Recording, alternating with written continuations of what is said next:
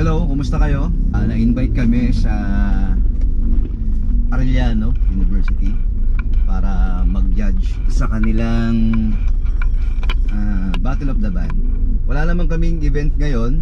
Ngayon pala ay December 15. Nasakto, na-cancel yung event. Pero itong lakad namin, naka-schedule na to, parang end of November pa lang yata.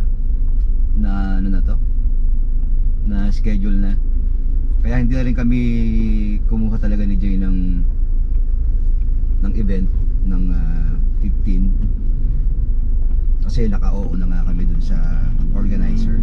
Kaya ang lakad namin ngayon ni Jay ay hindi bilang banda para tumugtog, kundi para manood ng tugtugan ng mga banda na maglalaban-laban mamaya sa Arellano. Siyempre masaya yan dahil mga estudyante yung maglalaban-laban. Parang alam mo na, parang babalik yung dating panahon na dati na ginagawa mo nung ganong edad ka na. Kasi ako nag-start ako sa banda siguro mga 3rd year high school ako. Pero kami lang nung mga kaibigan ko, yung mga kababata ko. Meron kaming jamming sa bahay, may mga improvised na mga gamit, may mga gitara na mga acoustic guitar, tapos yun, yung mga improvised lang, yung mga galon-galon. Doon kami nag-start ng mga kaibigan ko. Pero ako lang doon sa buong barkadahan namin na yun, ako lang yung nagtuloy sa music, na ginawa kong hanap buhay yung pagtugtog. Pero at least ngayon babalik yung mga memories na yun, dahil syempre makakarinig tayo ng mga expect na natin dyan, yung mga bago pa lang na tumutugtog, yung mga bago pa lang na nag-aaral na sa banda. Kaya may enjoy natin mamaya itong papanoorin natin. Pagdating naman sa mga Battle of the Bands, ako nakasubok ako ng Battle of the Bands nung college ako, isa. Hindi, actually nung high school isa, tapos nung college isa. No, dalawa nung high school, isa nung college pala. Yun. Pero lang naman, parang parang hindi naman talaga seryosohan na lalaban ka ng battle, kasi alam naman namin na magagaling yung mga kalaban namin. Kami naman mga wido-wido lang naman kami sa pagtugtog dati. Yun yung kasama ko nung nag-start akong magbanda nung high school, siya pa rin yung kasama ko nung college na tumutugtog kami. Tapos yung isa na classmate niya naman, kasi magkaiba kami na school, isang classmate niya naman, yun naman yung drummer namin. Yung kaibigan ko, yung kababata ko, bahista ko siya. Tapos ako gitarista, vocalista. Tapos meron pa kami isang kasama. I think nung high school, isang babae na classmate din nila yung naging vocalist namin. Tapos napalitan ng isang lalaki. Nag-iba-iba. So may mga may mga event kaming tinutugtugan. Halimbawa, mga birthday lang naman sa bahay. Pagka mayroong isang may birthday, tugtog kayo. Pero doon lang naman yun. Then nung college, syempre medyo mature ka na ng konti. Ayan, medyo seryoso ang tugtugan na. May yung kami pa rin tatlo ng nung kaibigan ko, nung kabanda ko nung high school. Tapos meron kaming naging isang vocalista na lalaki. Medyo mabigat yung konti tugtugan. Yun. Kaya lumabang kami ng isang beses lang, napagtripan lang namin na sumali sa Battle of the Band. Pero hindi naman kami nag-expect na may mangyayaring maganda doon, kahit dahil alam namin yung mga kalaban namin, mga eksperyensado na, mga talaga nagbabattlean sila. Tsaka may mga pangalan na pagdating sa Battle of the Band. So wala lang, enjoy lang, parang gano'n.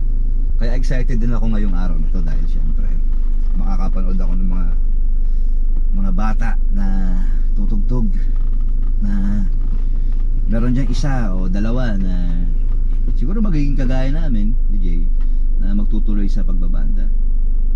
Well, pwede ka naman kasing magbanda talaga na full time, at the same time meron kang ibang trabaho. Maraming gumagawa ng ganun. Kasi ang pagbabanda naman, pwedeng event lang. Pwede ka lang tumugtog sa event. So, mostly mga weekends naman yan. Walang pasok sa regular work mo. Or maaga yung uwi mo sa regular work mo, tapos sa gabi ka gigig. Pwede yun. Nangyayari yung ganun.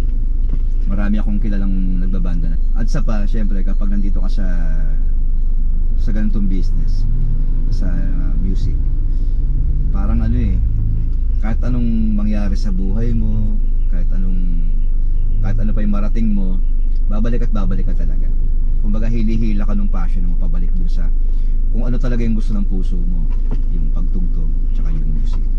Maswerte yung mga bata ngayon na nag-aaral ng music dahil ang daming material sa online, sa YouTube, unang-una na, ang daming mga tutorials. Pero nung panahon namin, nung 90s, wala namang YouTube nun. Talagang bibili ka ng mga magazine, bibili ka ng mga song hits. Yan. Tapos sa aralin mo yung mga chords na nandoon, babasahin mo habang pinapakinggan mo yung cassette tape. Tapos titingahin mo talaga yung, kung hindi ka talaga aral yung hindi ka nag-aaral ng mga notes, mga sight reading, kung wala kang ganung background, talagang wido lang. Doon may chord chart doon, gagayahin mo yung forma ng daliri, tapos may mga bawat kanta may mga chords. Sundan mo lang yun habang nakikinig ka ng kung ano man yung sinisipra mong kanta. Ganun kahirap. Kanina nagkukwento kasi ako kanina sa kanila nung mga experience natin sa kasi yung battle nga ipupuntahan natin, Battle of the Bands. Yung mga estudyante, sabi ko mas marami kang experience sa pagdating sa pag-judge. Kasi nakapag-judge ka na sa malalayo. Pati ngayong Bicol, di ba, hindi natuloy. Binagyo eh. Yan yung saan ka daw nagsimula na sa banda? Kwento mo. Mahaba-haba yun eh. Hindi naman ako nag-start na live band eh. Nag-start ako Drum and Bugle. Yan, Drum and Bugle. Grade 3. Grade ano? Grade 3. Yan. Kaya ikaw yung naging naging inspirasyon ko para magbanda ako eh. Si Raul. Kasi tuwing fiesta, sinasama ako ng buhat-buhat ako ng tatay ko noon eh. Pinapanood namin kayo pag dumadaan kayo sa simbahan eh. Sabi ko pag balang araw magiging ako. Loko.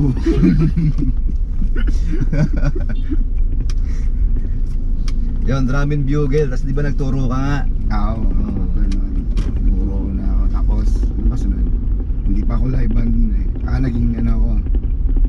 Iba pa yung Star City. Una yun. Star City, di ba? Magkakasabay na yun eh. Magkakasabay na. Banda, tapos napunta ako ng Star City.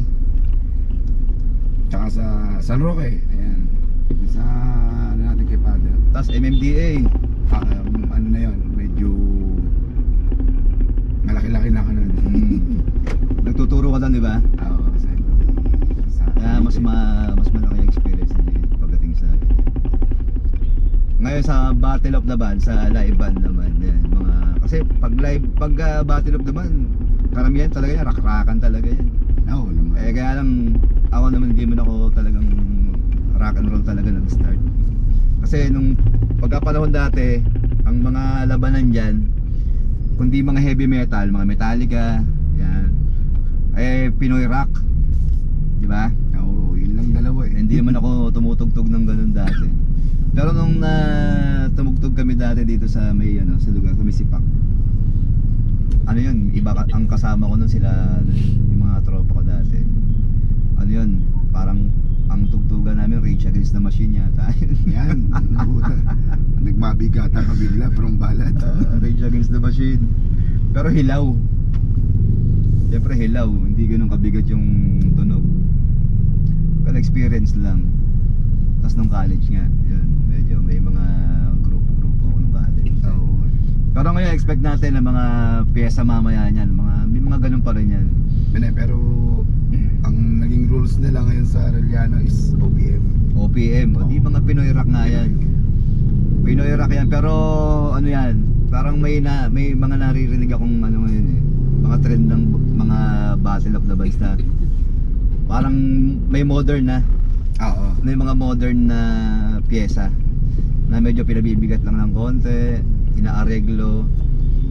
Naalala mo yung ano, one time sa PNU ba yun? PNU. Oo, sa PNU. Di ba? Mga palibasa mga sight reader yung mga estudyante. Grabe yung naman na yan.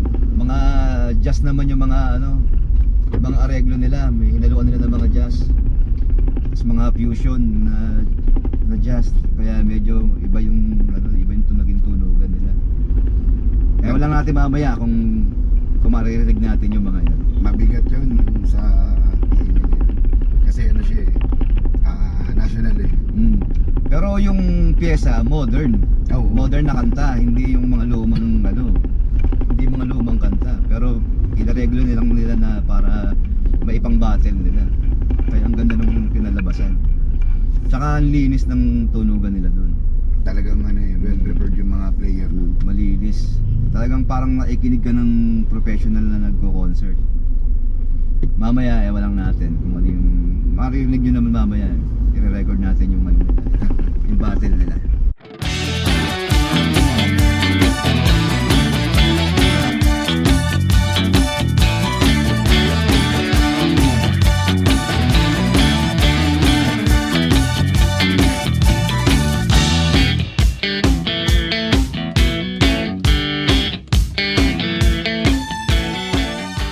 Nandito na kami, medyo na traffic lang. Bumaba na sila Jay. Nauna na sila sa loob. Ako punta na ako doon sa taas daw. Doon daw yung briefing namin bago mag-start. Medyo maaga-aga pa naman. Mag-start daw yung battle ng 4:30. So malapit-lapit na. Kaya punta na tayo doon.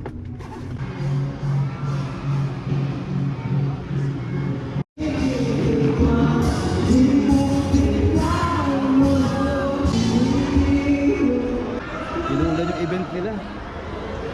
Sayang, pero okay lang yan. Nakaraos naman yan.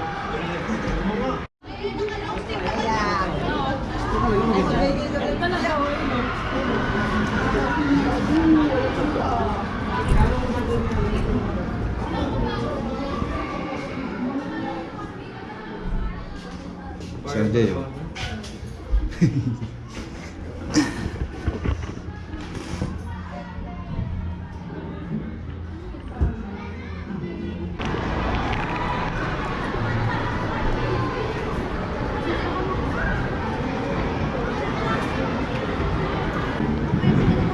Mag-start na raw yung battle. Pupunta na kami dun sa may stage, dun sa pwesto namin. Hindi natin kung ano yung... Ayan, umuulan pa rin eh. Sayang hindi makakapanood yung mga estudyante.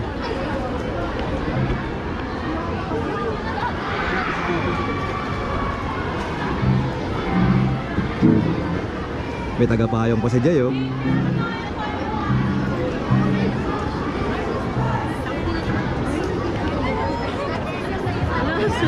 Okay lang, okay lang.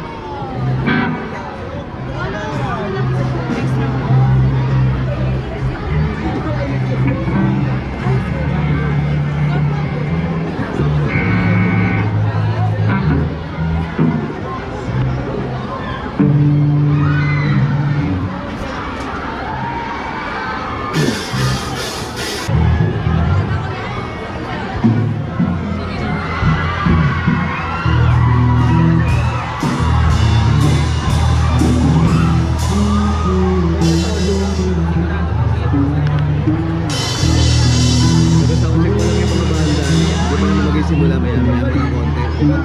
So, ito na tayo. Ito na natin yung mga criteria nila. Ito tayo rin.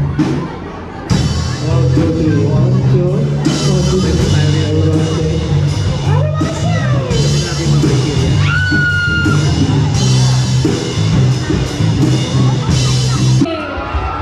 Welcome to this event, whereas meron tayong kaganapan, the Battle of the Band.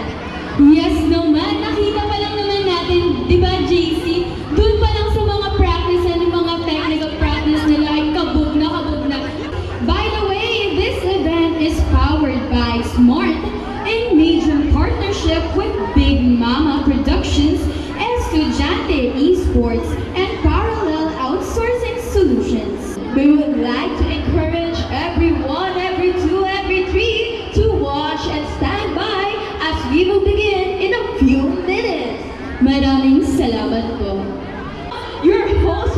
event, and welcome to this year's Battle of the Band, di mga pasto sa bawat tempo. Excited na ba ang lahat na matumayan ang nagmamalakas ang talento ng Cheese? Excited na ba? Wala akong marinig. Isa ba? Excited na ba? Our first judge is a multi-talented powerhouse in the music industry, a vocal coach specializing in pop musical director, composer, recording artist, sound engineer, and social media influencer. He is also the vice president of the Samahang Labuteño para sa Musika and the owner of Harmonix Recording Studio. Beyond his many achievements, he is also a professional performer, raising some finest bars, hotels, resorts, and restaurants with his talent. Ladies and gentlemen, let's give a warm round of applause to Mr. Percy Bagarialdo. And of course, for our final panelist, he was inspired by his parents who were audio engineers and grew up competing alongside other engineers in the 70s and 80s using turntables they created, performing various classical pieces in competitions. He began his musical journey at the age of 9 as a member of Troop 33 Drum and Bugle Corps, playing the xylophone, and was discovered by Mr. Santi Elizarde, the Star City's head director, who gave him the opportunity to study and master the first percussion instrument export in the Philippines, steel drum that originated from Trinidad and Tobago. He is a music teacher at the Center for Pop Music Philippines, skills in playing and teaching various musical instruments. He is also musical director of SNM, a group dedicated to teaching music principles and instruments in Navotas, and the band leader, composer, and arranger of Free Time Band, performing in some of the finest bars, hotels, and restaurants in Manila. Ladies and gentlemen, let's give a warm round of applause to Mr. J. Lord de Guzman. First off, let's listen to our first band. Here's the Christmas song to the Joy to the World by Pentatonix and Wag na Wag Mong Sasabihin by Kichi Nadal, brought to you by Band 1111. Let's give them a round of applause.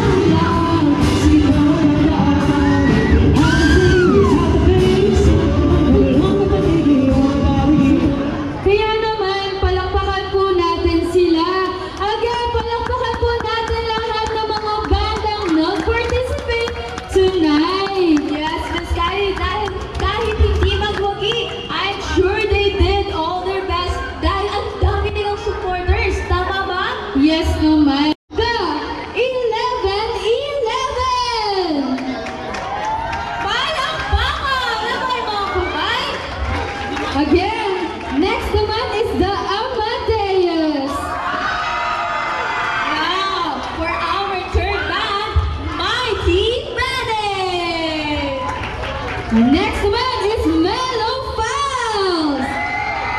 Wow. Let's give it up for Hiraya. Hindi magpapatalo ngayon, raise your hand.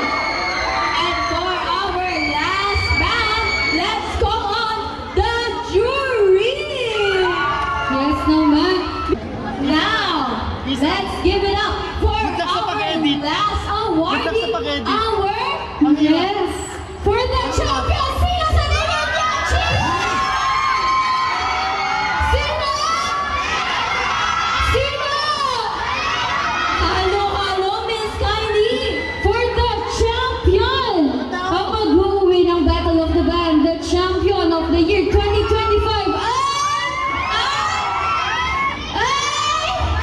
Ang champion natin today ay muli nagpapasalamat po ako sa Arellano University Supreme Court Council Manila in collaboration with OSA Senior, Junior, and Elementary Student Council. Ayan for our champion! Nagpapasalamat din po ako dahil ang event na to ay powered by Smart in major partnership with Big Mama Productions, Estudiante Esports, and Parallels Outsourcing Solutions sponsored by the Koreana Merch, Laris, Takoeki, and Estetico Manila. Ready na ba? For the champion, patatagayin pa ba natin? Congratulations! The Mellow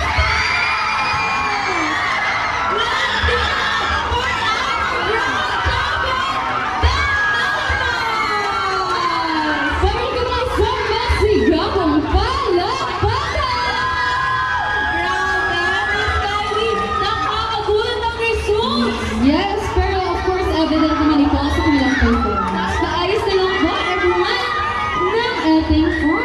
Yan, conference.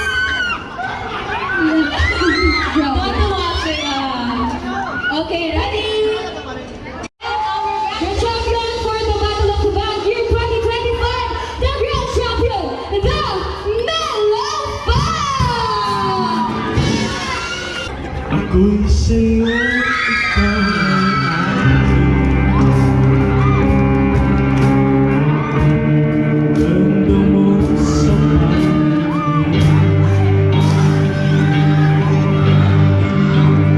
Ako ay nag-iisa. Sana ay mabihan na. Wala ka sa tono. Sa ilalim ng puting ilaw, sa